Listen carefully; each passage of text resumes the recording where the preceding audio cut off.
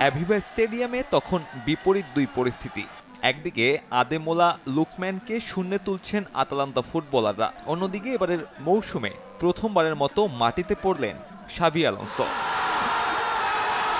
শাভির জন্য এমন অভিজ্ঞতা প্রায় 1 বছর আর 51 ম্যাচ পর। ইনভিনসিবল হয়ে বুন্দেসলিগা জেতার পর সুযোগ ছিল ক্লাবকে প্রথম ইউরোপিয়ান টাইটেলের স্বাদ দেয়ার, তবে জার্মান ক্লাবের সে স্বপ্নে পানি ঢেলে দিয়েছেন নাইজেরিয়ান লুকম্যান।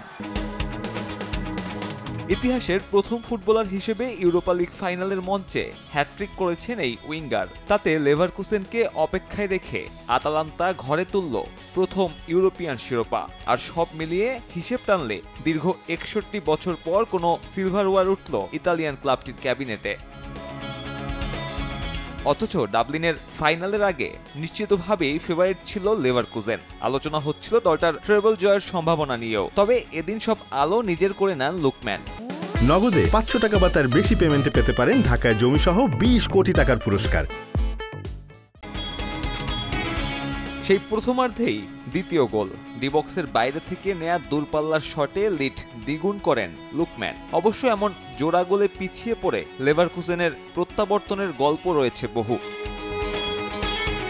দ্বিতীয়ার্ধে সেই চেষ্টাই চালাচ্ছিল জার্মান চ্যাম্পিয়নরা। টুকটাক যা সুযোগ তৈরি হয় তা কাজে লাগাতে পারেননি রিটস, অ্যাডলি, গ্রিমালদোরা। ফার্স্ট 11-এ বনিফেইস, প্যাট্রিক শিকদের না রাখার আক্ষেপ ততক্ষণে শুরু হয়ে গেছে লেভারকুসেন ডাগআউটে। এবারের ইউরোপা লিগে খেলা 7 নকআউট ম্যাচে 4 বারই 2 গোলে পিছিয়ে পড়ার পর কামব্যাক করেছিল লেভারকুসেন। তবে সে জাদু কাজ করেনি এই রাতে। উল্টো 75 মিনিটে লুকম্যানের হ্যাট্রিক পূরণে শেষ আশাটুকু শেষ হয়ে যায় শাভির দলের। ট্রেবল জয়ের স্বপ্ন ভাঙলেও চলতি মৌসুমে আরও একটি শিরোপা ঘরে তোলার সুযোগ আছে লেভারকুসেনের সামনে। রোববার তা করতে জার্মান কাপের ফাইনাল জিততে হবে শাভির শিষ্যদের। সাব্বির মিথুন, সময় সংবাদ।